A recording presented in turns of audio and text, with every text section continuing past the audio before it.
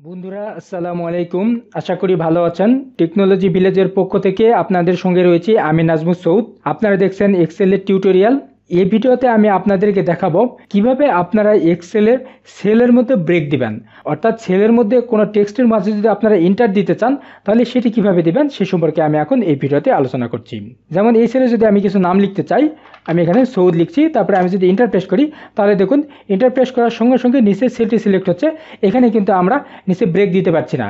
তাহলে সেক্ষেত্রে এখানে আমাদেরকে কি করতে হবে, আমি যদি এখানে সিরিয়াল মতো অনেকগুলো নাম লিখি, যেমন আমি সৌদের পরে এখানে যদি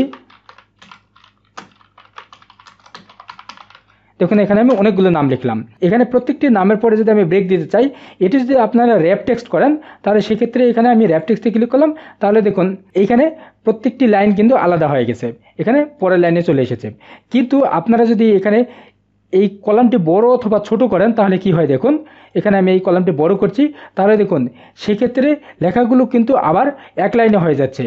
এখানে কিন্তু একটি নামের পরে ব্রেক হচ্ছে না। তাহলে সেক্ষেত্রে আপনারা কি করবেন, সেক্ষেত্রে প্রত্যেকটি নামের পরে ক্লিক করার পরে আপনার কিবোর্ডের অল্টার কি চেপে ধরে এন্টার প্রেস করবেন। তাহলে সেক্ষেত্রে সেই নামের পরে একটি ব্রেক হবে, অর্থাৎ সেই টেক্সটের পরে একটি ব্রেক হবে। অনুরূপভাবে আমি এই আহনাফের পরে যদি ব্রেক দিতে চাই, এখানে আমি কার্সর রাখলাম এবং অল্টার কি চেপে ধরে এন্টার কি প্রেস করলাম।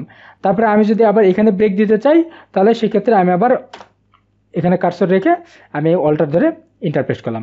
এভাবে আপনারা অল্টার দিয়ে দিয়ে একটি লাইনের পরে আরেকটি লাইন ব্রেক দিতে পারেন। যেমন আমি মুনিরের পরে আবার যদি আরেকটা নাম লিখতে চাই তাহলে সেক্ষেত্রে অল্টার কি চেপে ধরে এন্টার প্রেস করলাম। তাহলে দেখুন নিচে আবার কার্সর চলে এসেছে, এখন আমি অন্য নাম লিখতে পারি।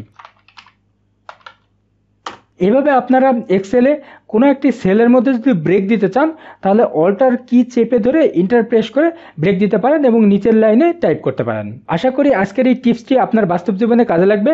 যদি ভিডিওটি ভালো লাগে তাহলে লাইক করুন এবং শেয়ার করে অন্যদেরকে দেখতে সহায়তা করুন। পরবর্তী ভিডিও দেখার আমন্ত্রণ জানিয়ে শেষ করছি। ধন্যবাদ।